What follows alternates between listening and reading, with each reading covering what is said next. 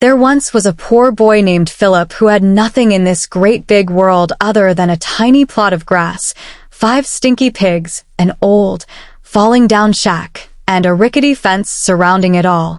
Every morning Philip would feed the pigs, then spend the rest of his day dreaming of a better life, where he was a prince who ruled over a kingdom. Day after day he fed the pigs and dreamed, but his life never improved. In fact, as time passed his grass turned brown, his pigs became even stinker, and the shack finally did fall down. The only thing he had going for him in this great big world was that the fence surrounding it all was still standing. When Philip gathered together the tools he needed to fix the fallen down shack, he also took an inventory of what he had that might help him reach his dream of becoming a prince.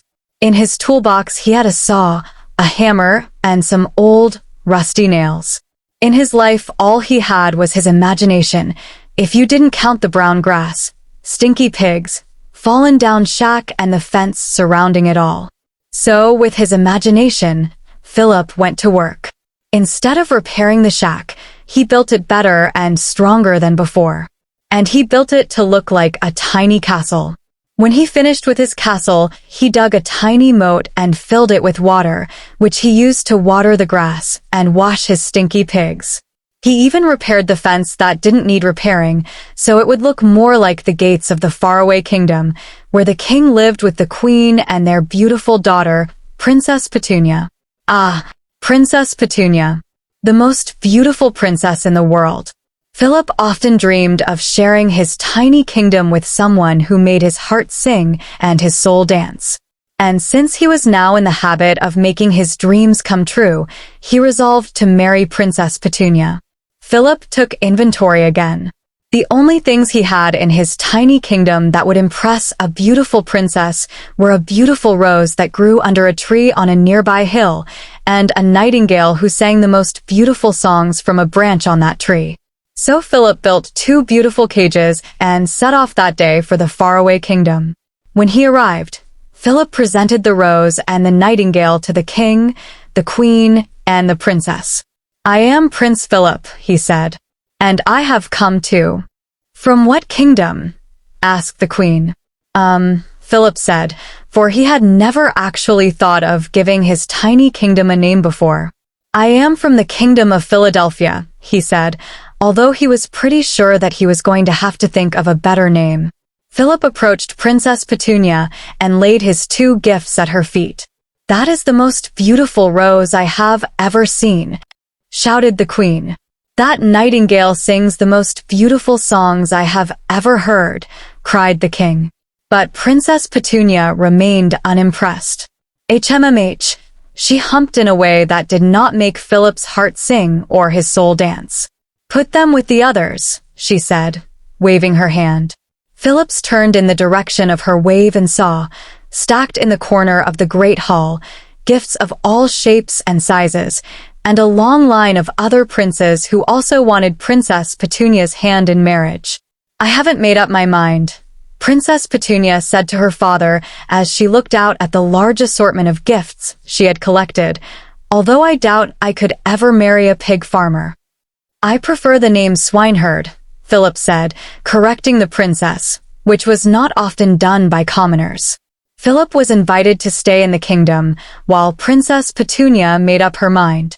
But because so many others were competing for her attention, all they could provide him was a small room in the pigsty next to the castle. His room was in even worse condition than his falling down shack had been.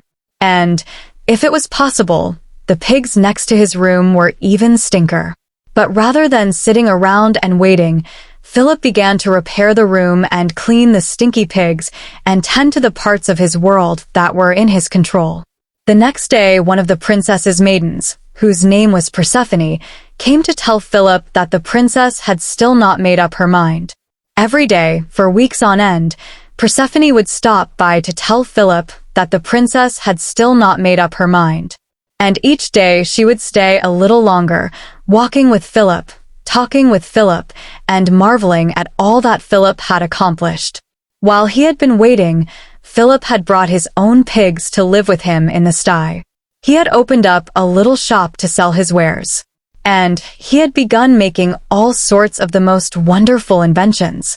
He created a large, metal pot with tiny, silver bells along the rim, and whenever water was boiled in the pot, one could smell whatever was being cooked in any other pot in the kingdom.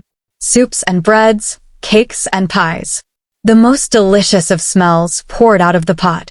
He crafted a rattle, and whenever it was swung around it would play any song the holder of the rattle desired.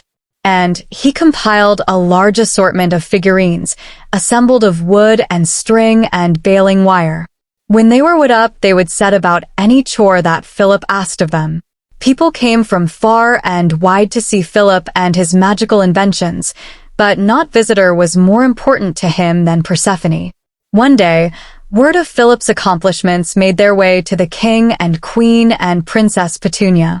And after seeing all that Philip had done, the king said, "Petunia, this is the boy you should choose to marry. Look at how he has transformed a simple sty into a stable fit for a prince." Petunia just lifted her nose high into the air. "It smells like chocolate chip cookies and waffles," said the queen. "And listen to the wonderful music. This is the boy you should choose to marry." "I don't think I could ever marry a pig farmer," Petunia said. "I prefer the name swineherd," Philip corrected. HMMH. Petunia humped, standing on a stool so she could lift her nose even higher into the air. And that was when she saw all of the mechanical marvels outside the shop, cleaning and building and doing chores. "With servants like these," Petunia said, "I would never have to lift a finger for the rest of my life." "But you don't lift a finger now," the king corrected. HMMH, said Petunia. "So you have finally made up your mind?" asked the queen. "Yes," Petunia said, stepping down from her stool. "Then I declared the king, "that tomorrow at noon there shall be a magnificent parade through all the streets of the kingdom.